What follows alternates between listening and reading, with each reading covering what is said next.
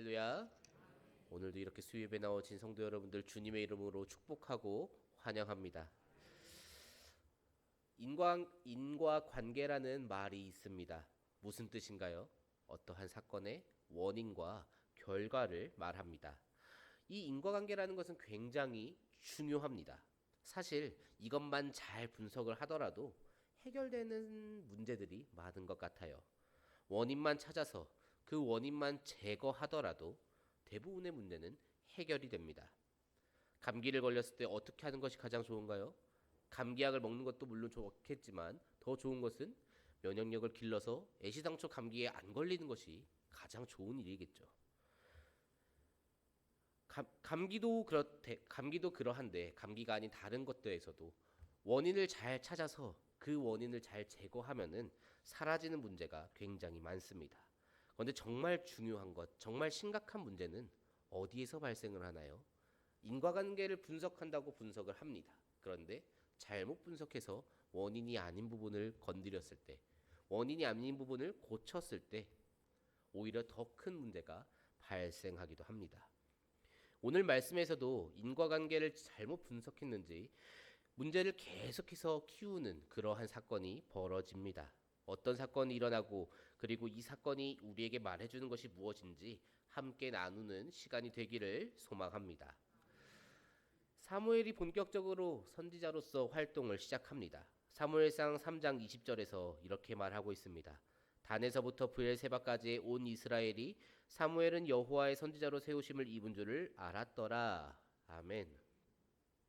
단에서 브엘세바라는 말은 이스라엘 전역을 뜻합니다. 이제 이스라엘 백성들은 알고 있습니다. 우리 이스라엘을 대표하는 그 선지자가 사무엘이구나. 새롭게 선지자로 세워졌고 우리에게 하나님의 말씀을 선포하고 우리를 위해서 제사를 드려주는 그 사람이 저 사람이구나라는 것을 알고 있습니다. 그렇기 때문에 그런지 사무엘상 4장의 시작이 이렇게 시작을 합니다. 사무엘의 말이 온 이스라엘에 전파되느니라. 이 말이 어떠한 말인지는 모르겠습니다. 사무엘이 무엇을 말했는지까지는 모르겠지만 그런데 분명한 한 가지는 사무엘이 이스라엘 백성들에게 무언가를 선포하였다는 것입니다. 그것을 이스라엘 백성들이 들었고 이제 성경에서 증언을 하고 있습니다. 사무엘이 이제부터는 이스라엘의 선지자이고 제사장이다. 그런데 나라 분위기가 조금 혼란스럽게 돌아갑니다. 블레셋이라는 이 나라가 쳐들어온 것이죠. 이스라엘이 블레셋과 맞서기 위해서 모이기 시작합니다. 그리고 드디어 이스라엘과 블레셋 두 나라의 전쟁이 벌어지게 됩니다. 우리는 이 전쟁에서 이스라엘과 블레셋 간에 이루어진 이 전쟁에서 이스라엘이 지은 두 가지 죄를 찾을 수 있습니다. 이 두 가지 죄가 무엇인지 함께 나누면서 우리가 신앙생활을 할 때 특별히 조심해야 하는 것과 그리고 우리는 어떠한 마음으로 살아가야 하는지를 이 시간 함께 나누고자 합니다. 이스라엘이 지은 첫 번째 죄는 하나님의 뜻을 구하지 않았다는 것입니다. 아까 전에 사무엘상 4장의 시작이 무엇이라 하였습니까? 사무엘이 무엇인지는 모르겠지만 이스라엘에 무언가를 선포하였고 그것을 통해서 사무엘이 이스라엘의 선지자임을 사무엘이 이스라엘의 제사장임을 증명해주는 말씀으로 시작되었습니다. 그런데 굉장히 신기하게도 정말 신기하게도요.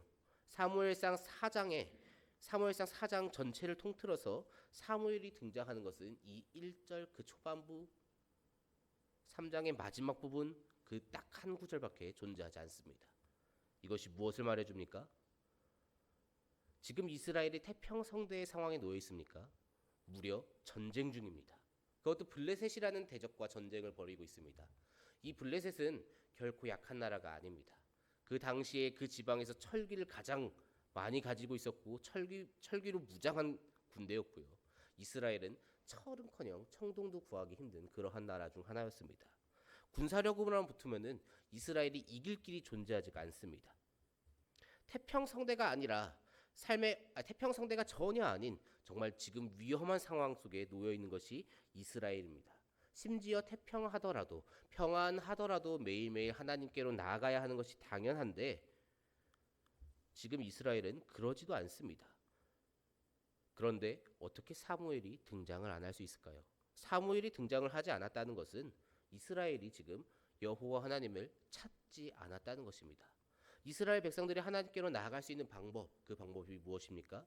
제사장을 통해서 제사를 지내고 제사장을 통해서 하나님의 말씀을 듣는 것밖에 존재하지 않습니다. 제사장을 거치고는 하나님께로 나아갈 수가 없습니다.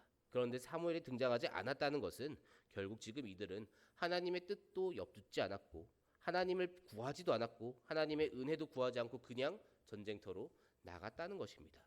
그 결과 어떻게 됩니까? 사무엘상 4장 2절 말씀입니다. 블레셋 사람들이 이스라엘에 대하여 전열을 벌이니라. 그 둘이 싸우다가 이스라엘이 블레셋 사람들 앞에서 패하여 그들에게 전쟁에서 죽임을 당한 군사가 4,000명 가량이라. 아멘. 4,000이라는 군사가 죽게 됩니다. 여호와 하나님을 찾지 않아서 하나님의 뜻도 구하지 않고 하나님의 은혜도 구하지 않고 그저 자신들의 마음대로 전쟁에 임해서 4,000을 잃습니다.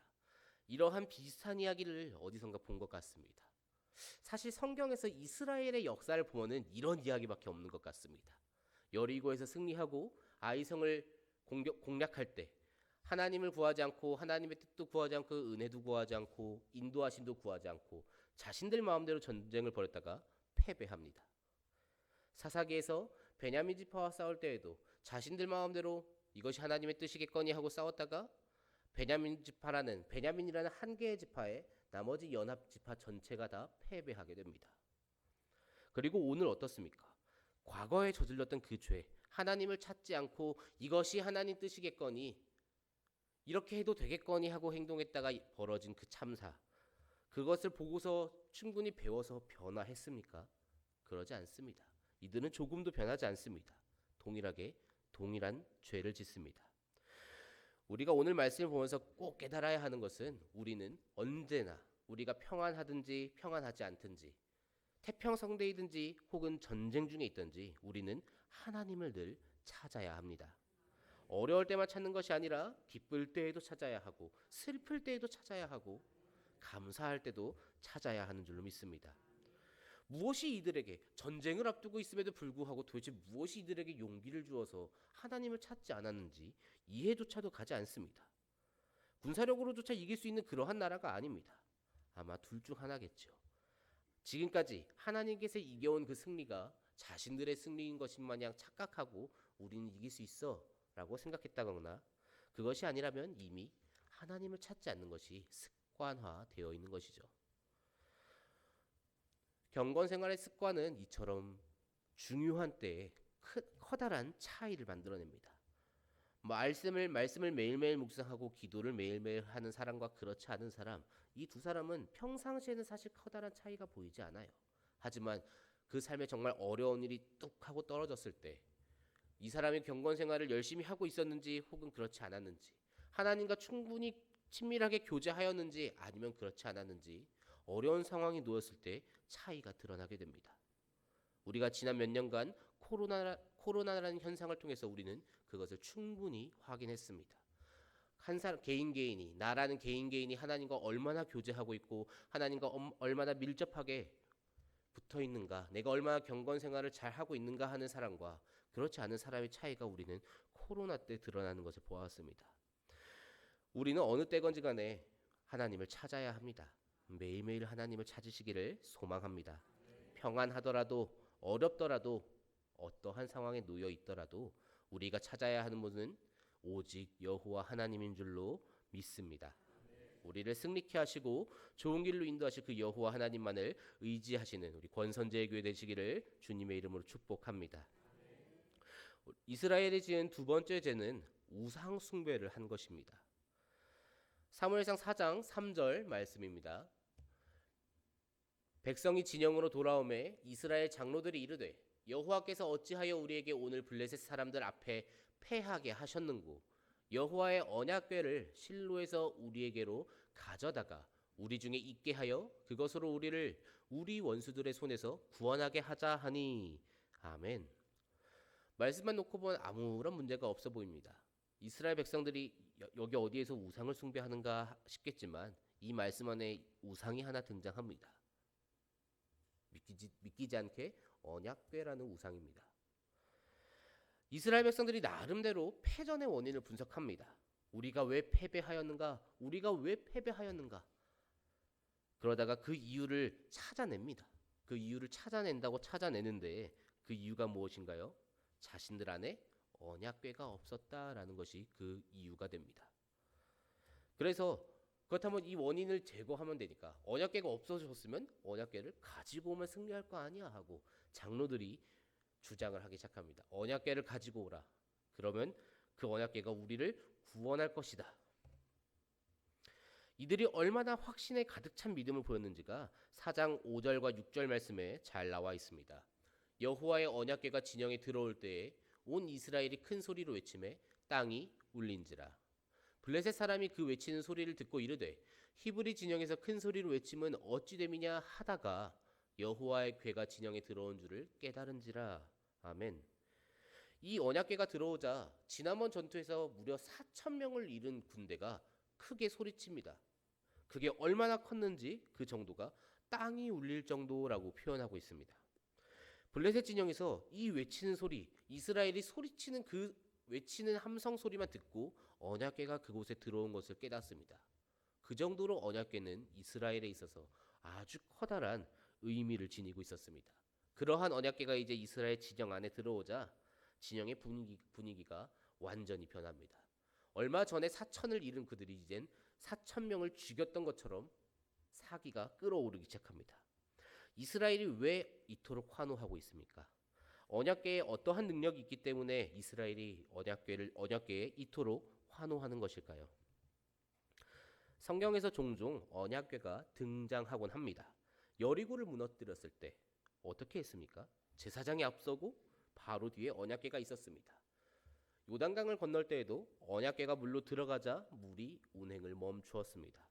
이스라엘에 있어서 언약궤는 하나님의 임재하심과 하나님의 능력, 하나님의 구원 이러한 것을 뜻하는 물건이었습니다. 그렇기에 이 언약궤 안에 무언가 특별한 힘이 있는 것만 같았습니다. 하나님의 그 능력이, 하나님의 그 강력하고 크고 놀라우신 힘이 이 언약궤 안에 보관되어져 있는 것만 같았습니다. 그런데 어떤가요? 사실 언약궤 자체에는 아무런 힘이 없죠. 지금 이스라엘 백성들이 그것으로 우리를 원수들의 손에서 구원하게 하자라고 말하고 있지만 이 언약궤라는 물건은 그럴 만한 능력이 없습니다.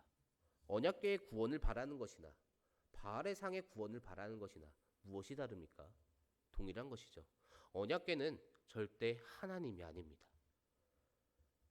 그렇기 때문에 언약궤의 구원을 바라는 것, 이 언약궤를 보고서 숭배하는 것, 이것은 하나님을 경배하는 것과는 결이 다릅니다. 우리의 삶에도 종종 이러한 상황이 벌어지곤 합니다. 어떠한 징크스 같은 것을 보면은 그러한 모습을 보여주는 징크스 같은 것을 가지고 있는 사람들을 보면 이런 문제가 많이 발생하는 것을 쉽게 찾아볼 수 있습니다.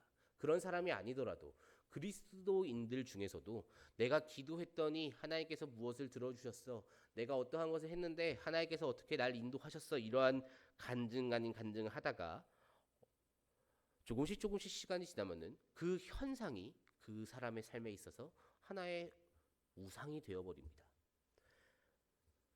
누군가에게는 그것이 나름대로 교회를 위해서 열심히 섬긴다고 섬기는 교사나 찬양팀이나 악기나 어떠한 것이 됐든지 간에 그것들이 우상으로 변하는 것을 조금씩 때때로 찾아볼 수 있는 것 같습니다.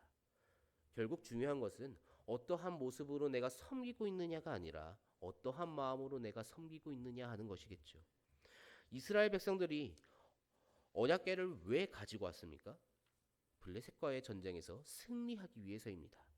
오직 자신들의 이익을 위해. 우리 이스라엘이라는 나라, 이스라엘의 백성이라는 나라는 한 사람이 죽지 않기 위해서, 이 블레셋과의 전쟁에서 승리하기 위해서 여호와 하나님을 사용하려고 하고 있습니다.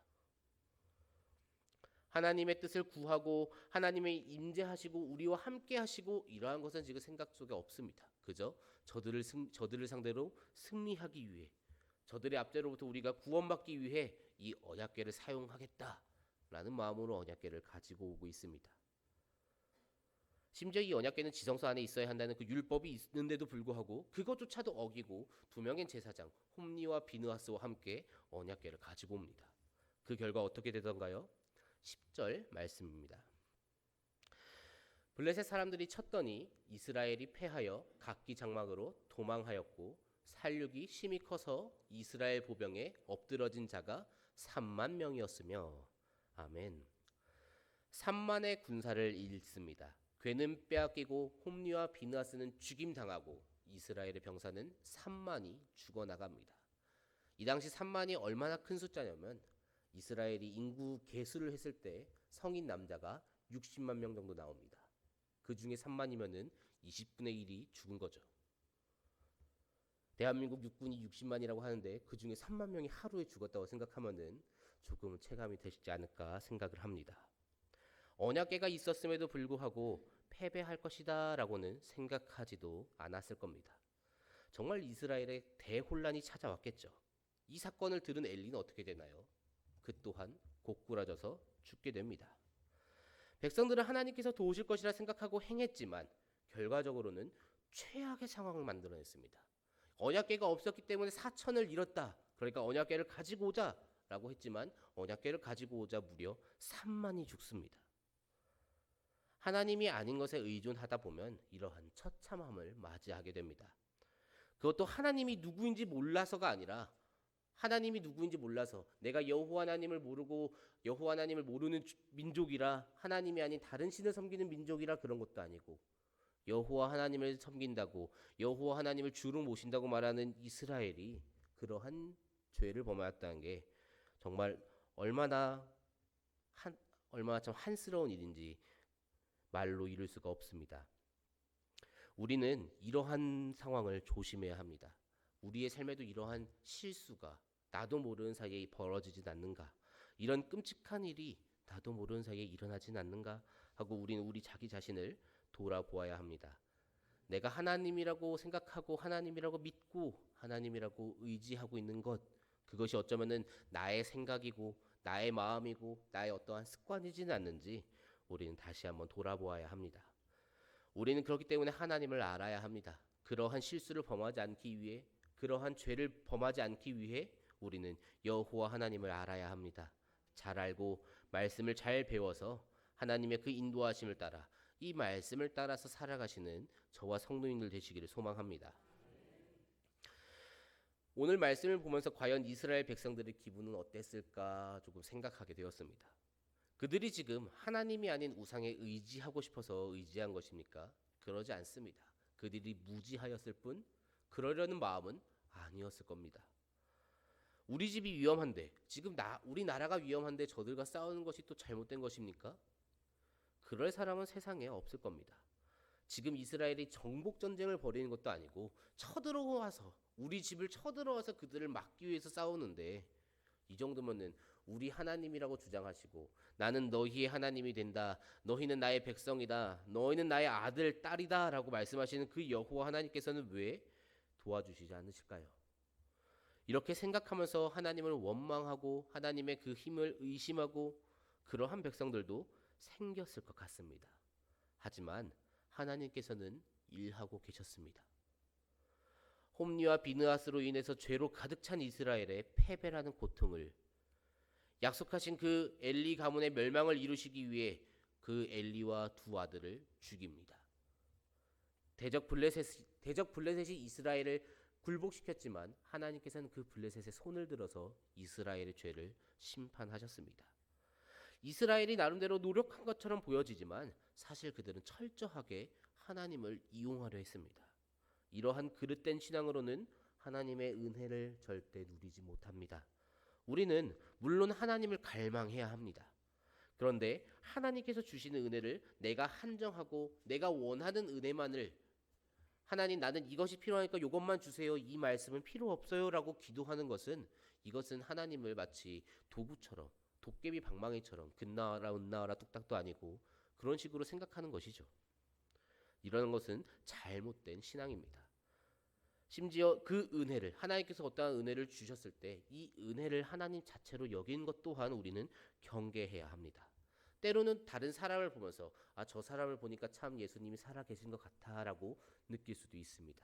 그러한 사람이 있을 수도 있죠. 그러한 사람의 곁에 있어서 긍정적인 영향을 주고받기를 소원합니다. 하지만 그 사람이 우리의 주님이 될 수는 없습니다. 우리는 온전히 여호와 하나님만을 바라보아야 합니다. 그러기 위해서 우리는 말씀을 묵상해야 합니다. 이 말씀 속에서 하나님을 어떠한 분이시라고 기록하고 있는지, 그리고 하나님께서 무엇을 행하셨고 어떠한 것을 꿈꾸고 계시는지 하나님의 마음을 헤아릴 수 있어야 합니다. 우리의 삶을 통해서 하나님을 높이고 그 삶 가운데 우리는 감사 제목을 찾고 기도 제목을 찾을 수 있어야 합니다. 그리고 이 모든 것이 다 말씀 안에서 이루어져야 합니다. 나의 생각 안에서 이루어지는 것이 아니라, 다른 사람의 조언 속에서 이루어지는 것이 아니라 오직 하나님의 말씀 안에서 이루어져야 합니다. 오직 여호와 하나님만이 능력을 가지고 계십니다. 하나님이 아닌 다른 것이 안에 들어있는 신앙은 벗어 던져야 합니다. 오직 여호와 하나님만을 의지하고 여호와 하나님의 말씀만을 따라서 살아갈 때 그분께서 우리의 삶에 역사하십니다. 말씀으로, 그리고 예수님으로 가득 찬 참된 신자의 자세로 살아가시는 우리 권선제 교회가 될 수 있기를 주님의 이름으로 축복합니다.